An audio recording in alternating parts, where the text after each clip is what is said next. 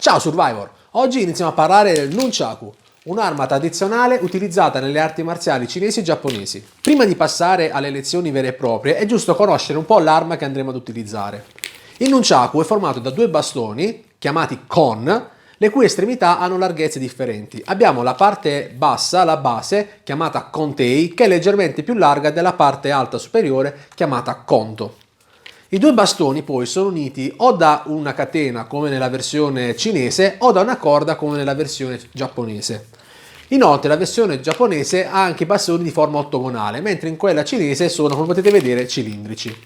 È diventato molto famoso grazie ai film di Bruce Lee e noi andremo a vedere come poterlo utilizzare nel nostro allenamento sia per esercizi realistici di attacco o difesa sia per esercizi un po' più da intrattenimento e spettacolo. Prima di passare agli esercizi veri e propri devi imparare a prendere confidenza con le distanze del Nunchaku in modo da non farti male.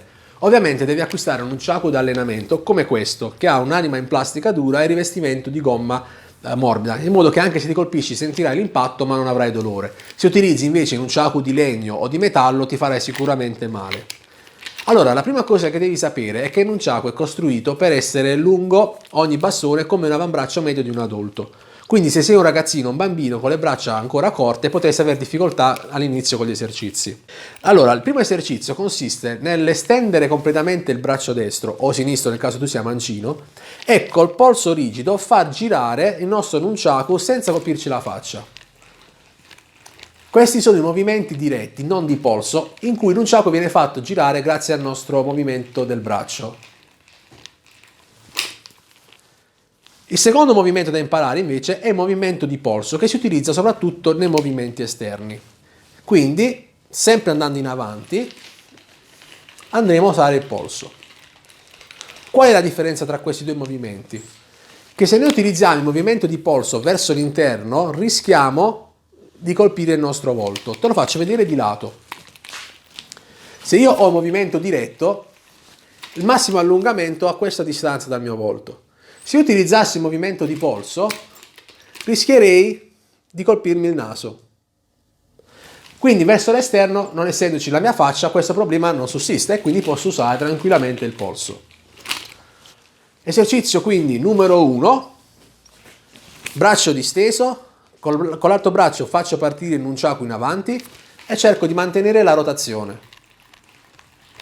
Quando ho preso confidenza con il primo esercizio, faccio l'esercizio con la rotazione inversa, in questo modo.